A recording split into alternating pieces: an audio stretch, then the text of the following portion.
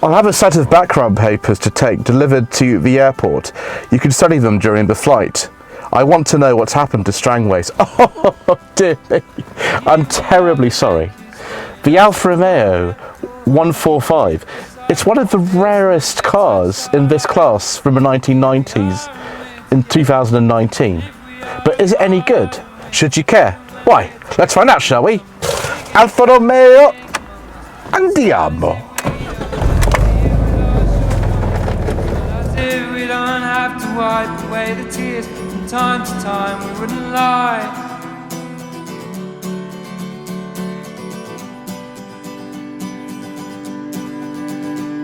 And here we are, we'll never be the same. And on the screens of our lives flash words of good songs that we've not yet sung.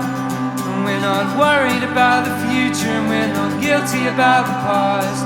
We're pressing on together. It's a joy that will outlast these. So welcome to yet another episode of Tweed Jacket Reviews. Today we are once again in Kent, and behind the camera is Mr. Matt Richardson from the Furious Driving YouTube channel. This is his 2000 Alfa Romeo 145 2-litre Cloverleaf, which he's very kindly lent me for the day. This is a very rare car and it's a privilege to try this. This is the first of 6 videos that I'll be making on Alfa Romeos in 6 months, which is quite a challenge, but I love Alfa Romeos, and maybe if you're watching this channel you probably do too, because I think a lot of you like proper cars and this is a proper car. So thanks Matt from Furious Driving. So before we get into detail talking about the Alfa Romeo 145, and we'll also talk about the 146 too, because they're very similar, please take a moment to subscribe to the channel if you haven't already done that. We've recently hit 800 subscribers, and the goal is to get to 1,000 by the end of the year. You know, all the interaction that you do, if you like on this video and you comment on it, it all helps out and helps us to spread your tweed jacket goodness around. So yes, please do consider subscribing to the channel. So the Alfa Romeo 145 is actually based on the same platform as the Fiat Tipo and the second generation Lancia Delta.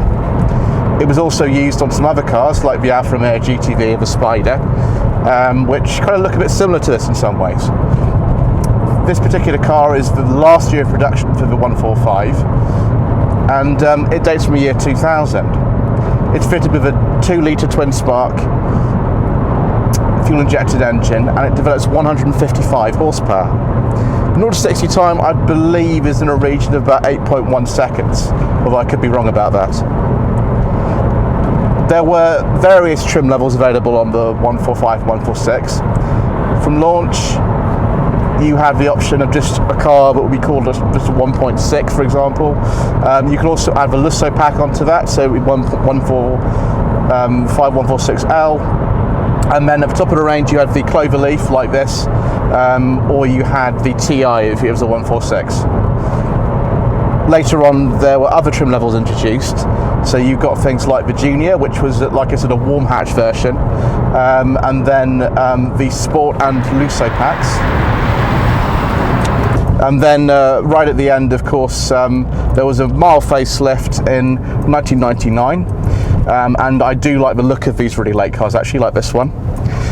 And there was slight changes to the car.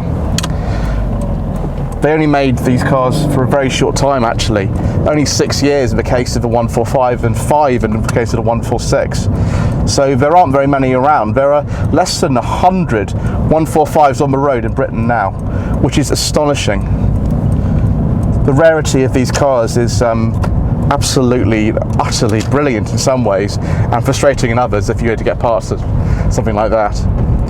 It's hard to believe that this car is based on the Tipo, because the Tipo is so much softer and has all these weird things like digital dashboard and stuff like that, but I can believe, of course, it's based on the Lancia Delta.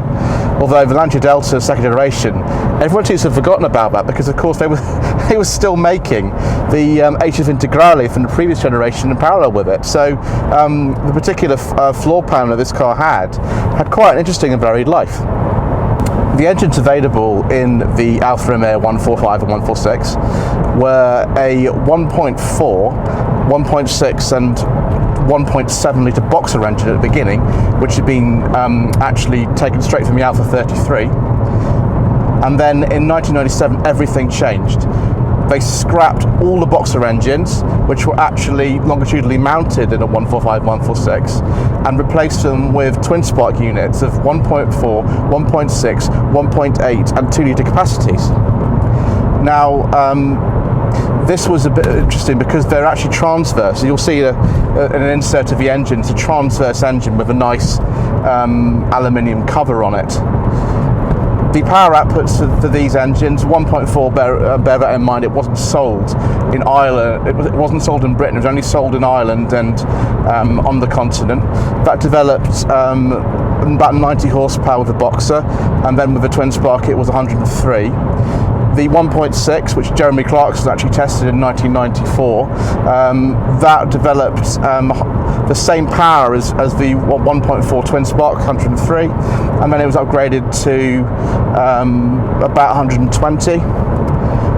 The 1.7 developed 130 horsepower, that was only available as a boxer, and then the 1.8, that started off at about 120 horsepower, and then later it went up to a little bit more than that. Same thing with the 2 litre, that started up at 150 horsepower, and then it finished with the last year of production at 155 horsepower. In terms of equipment in this Cloverleaf, bear in mind this was the top model and this is from the final year of production. We've got air conditioning, although we're not sure if that was an option or not. We've got these lovely kind of teledial style alloy wheels. We've got the CD changer that was in the boot, that had to be taken out and had to be replaced. We've got power steering, of course, central locking. One thing you've got to be aware of is not to lose your brown key if you own an Alfa Romeo 145, 146. There's a red key that every day you use, but the brown key, which is like a dealer key, if you lose that, then you can't code any more keys to the car, and they are an absolute pain if you happen to do that. The owner of a 145 or 146 will probably keep that as their most prized possession, as of course Mr. Richardson does. It's in the safe, probably. It's in the safe, yes, of course it is. We've got the optional Momo interior in this car, which is absolutely lovely. We've also got in this car electric mirrors, and we've got dual front and side airbags, although side airbags were an option. Nice to see that actually they were thinking of some kind of safety in these cars back in the day. Let's now talk about the driving experience of an Alfa Romeo 145, and this is probably one of the best aspects of the car. The steering is pin sharp accurate. The only other car that I've driven with steering like this is actually another Alfa Romeo, a GT Junior from 1971, and that didn't have power assistance. This does have power assistance, but you can place the car exactly where you want. Now, Mazda MX-5 has very, very good steering, and having driven one yesterday, I can attest to that. But this is another league somehow, and given this is front-wheel drive, that is quite an achievement.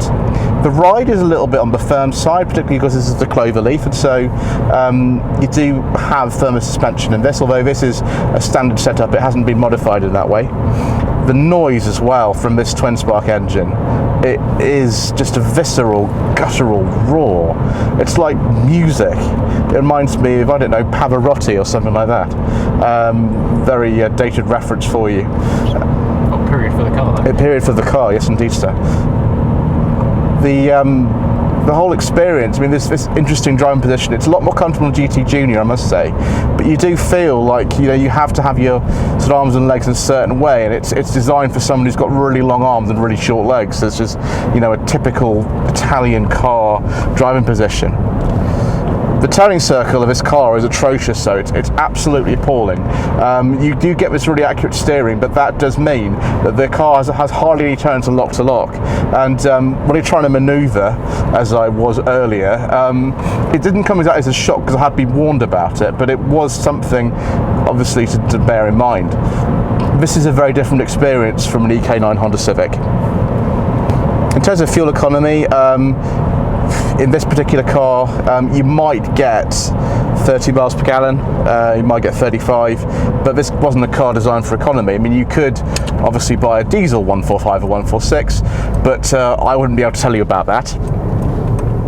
Just a correction on earlier, the 1.8s, they were both twin sparks, and the power outputs was changed from 138 horsepower to about 143 horsepower in the year 1999. Not what I said earlier. I do apologise about that. You can leave your comments in the box below, I don't really care.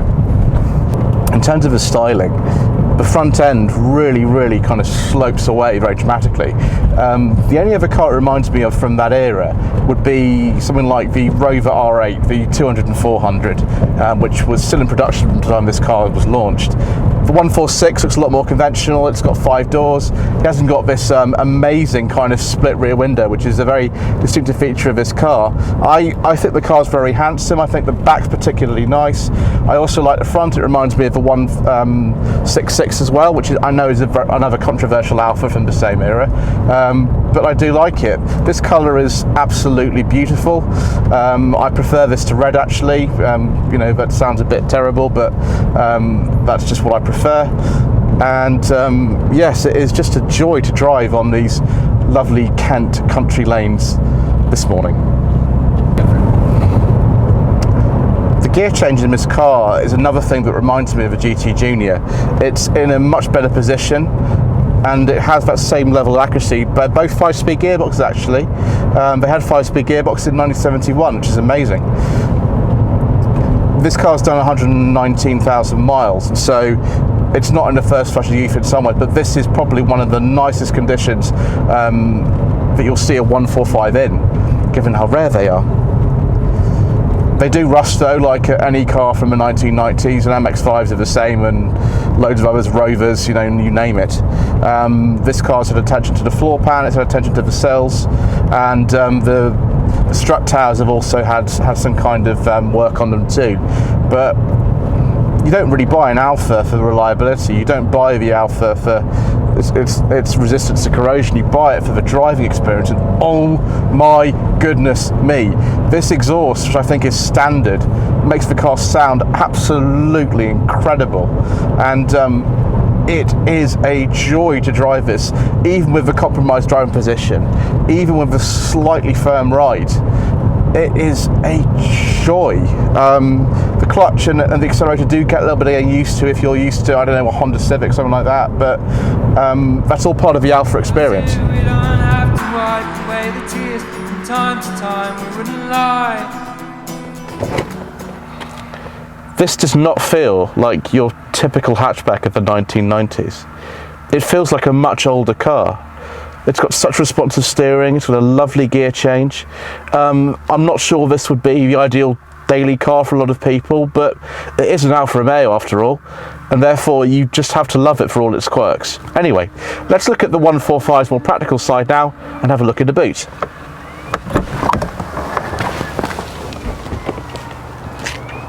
Because this is a 145 Cloverleaf, and a very late one at that, you'll see that not only have we got this lovely rear spoiler, we've also got this 4-leaf clover emblem there. So if I open up the boot, obviously I've popped the boot release inside the car, because it's a lot easier than using this, and there'll be an insert shot of how to do that. We open up the boot to find this incredibly strange half parcel shelf, half roller blind thing that doesn't make any sense at all. Rather like a lot of the things on an Alfa Romeo, but it's why we love them.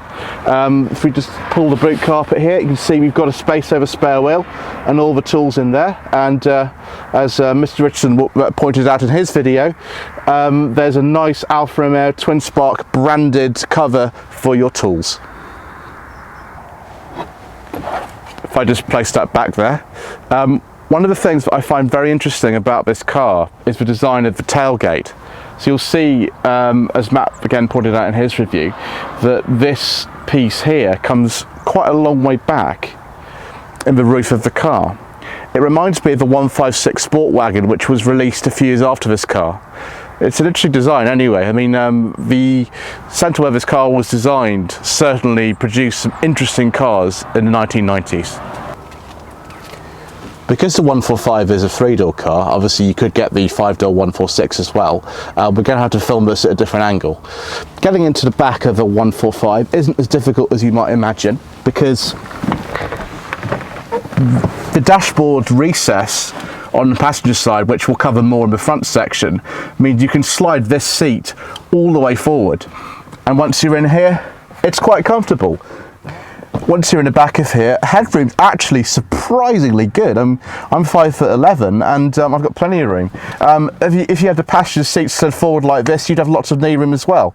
Obviously, this being an Italian car from the 1990s, you've got 2 ashtrays, one on either side. You also got the speakers in here. It's only hard plastic in here, but that's what you'd expect from a car of this era. I think there's only a lap belt in the middle of there. Don't get 3-point seat belts like a Volvo, but then you know, if you're buying a Volvo, you really wouldn't be considering an Alfa Romeo anyway. Getting into the 145 is actually even easier than it looks. Because the doors open so wide, it's really, really good in terms of access. And once you're inside, first thing you'll notice is this wonderful optional leather Momo interior and this aftermarket Momo gear knob. The Cloverleaf doesn't come with this interior as standard, but it is a lovely, lovely one. It's ever so nice. In terms of the fixtures and fittings in here, a lot of them are plastics of questionable quality, but it is an Alfa Romeo after all. They did really in the 1990s things that they wanted to do which didn't make any sense, like the fact that on the dials you'll see that the speedometer rests at 10 miles an hour, that's not a fault, and the rev counter rests at 450 RPM, again that's not actually a fault. They look nice over dials, and the interior is interesting, particularly the cutout, as I've said, for the passenger, which means you can pull the seat forward a long way, and the glove box is of a reasonable size. We'll test that in a bit. And overall it feels just really different in here. It's not like a Civic or a Focus or a Golf or anything like that. It is its own thing, and you know, if you're an enthusiast, if you love something like an Alfa, then that's what you're going to have, isn't it? So say you are a gentleman on a mission and you have some documents to smuggle across the border. Let's see if those fit in. Glove box is a really long stretch away. It's right down there. And unfortunately, this car's no good for smuggling across the border, but we won't hold that against it because you can just fit those in the door pocket down there. Now, the original stereo in this car has been replaced. There was a nice 6-disc CD changer in the boot, which sadly didn't work anymore, so it has been replaced.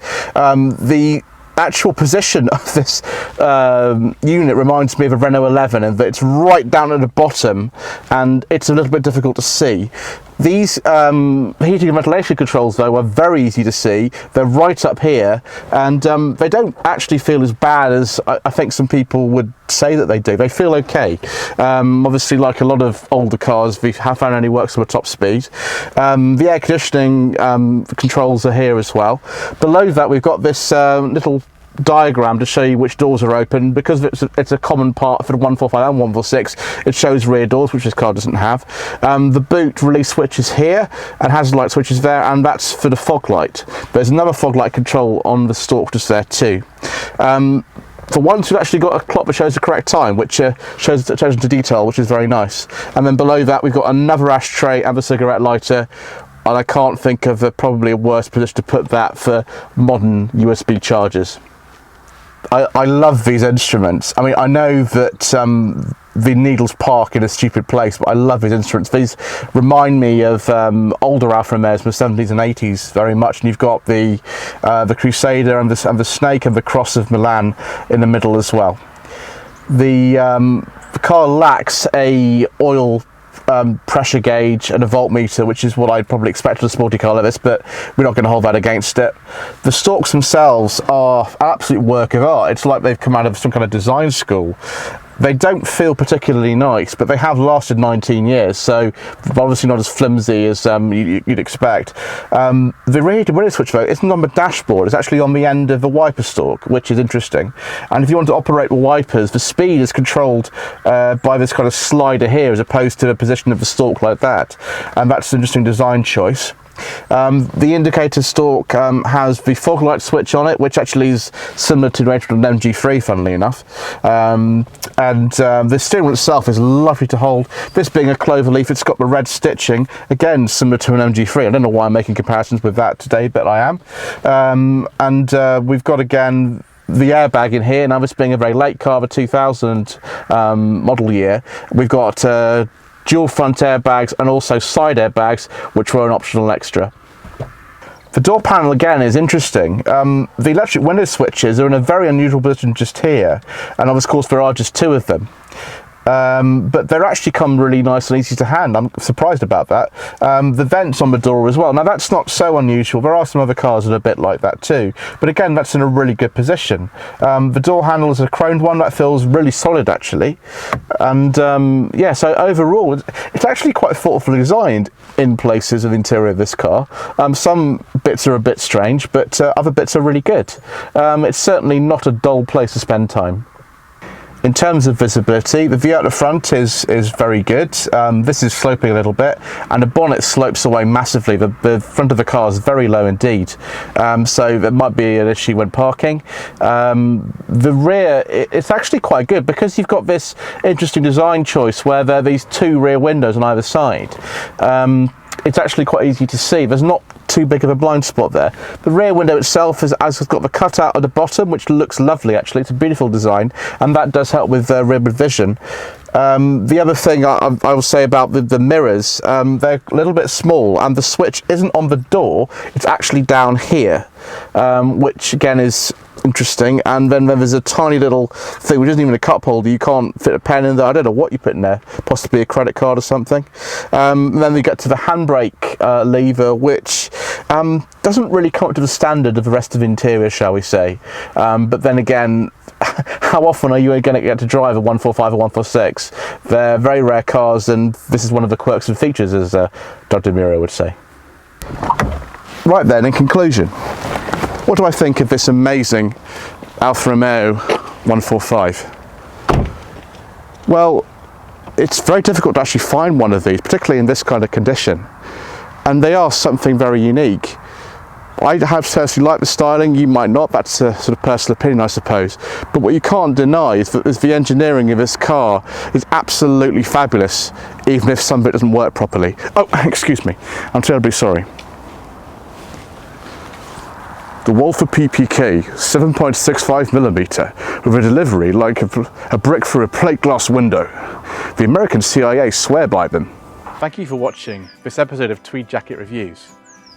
My name is Joseph Lloyd. I'm an independent vehicle consultant. I find cars for people.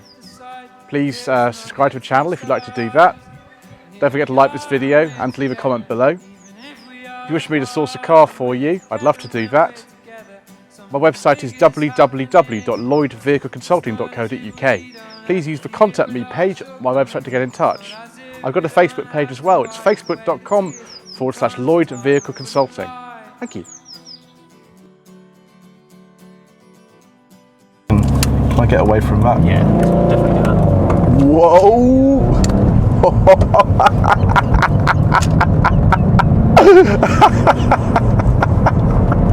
I can't film, I'm laughing too much. Right at this roundabout here, yeah?